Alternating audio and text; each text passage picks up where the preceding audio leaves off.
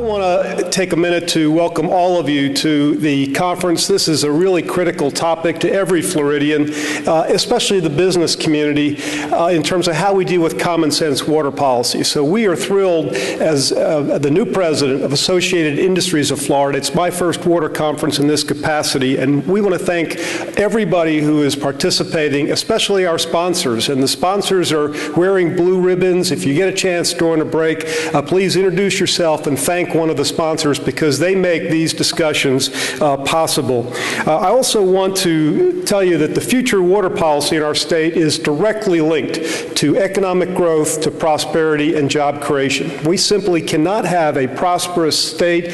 We cannot have the funding and the revenue stream to take care of transportation policy, education policy, and healthcare policy without an economy that thrives, and that can't happen without common sense water policy.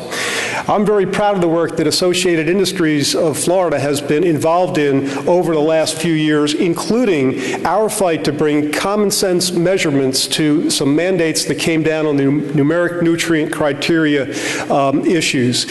Whether it was the federal government trying to impose standards that were simply unintelligible from a scientific standpoint and completely unworkable from a standpoint of growing business in Florida.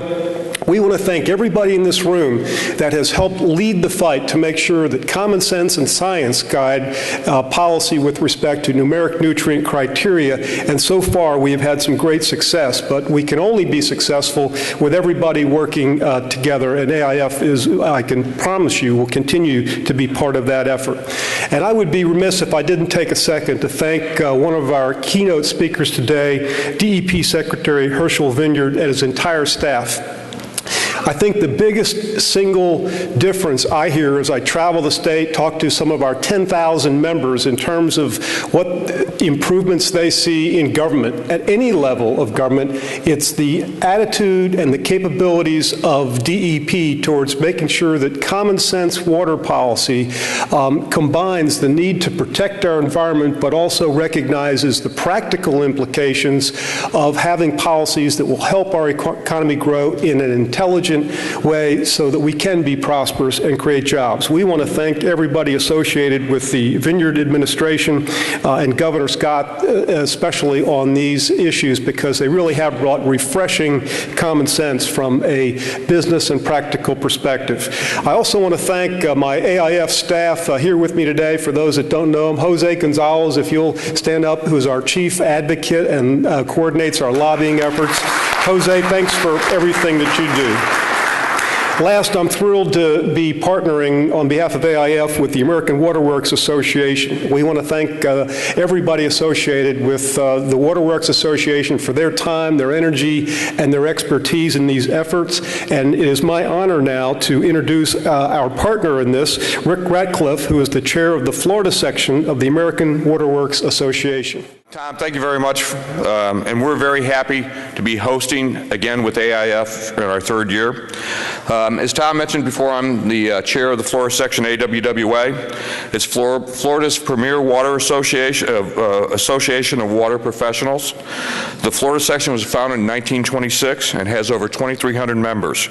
Our mission statement, which is very prevalent today, is to assume present and future generation of Floridians a sufficient supply of high-quality drinking water. And that's very important, because if we don't have the drinking water, cities do not exist, businesses, industries do not come. And if they do not come to Florida, Florida does not grow. So having a clean drinking supply, efficient supply system is very, very important to Florida. I also would like to thank all the sponsors for making this forum event possible. And I would also agree with Tom, if you get a chance to see a sponsor, thank them for their support and dedication. And again, as I mentioned to you, one of the keys of growth is to make sure we have an adequate supply of drinking water, not only today, but in the future as well. Also in the pamphlet that was passed out that everybody received, there's a brochure in there in regards to Buried No Longer, about the infrastructure in the United States, not only in Florida, but also throughout the United States. It talks to you a little bit the cost and value of the infrastructure. We're somewhat spoiled. Every morning we get up, water comes out of the faucet. How does it get there? We have no idea. We see the power lines, we see electrical lines out on top of the ground. We know where that comes from, but water comes from below the ground. And every morning, water comes out of those faucets, 24 hours a day, 7 days a week, 365 days a year.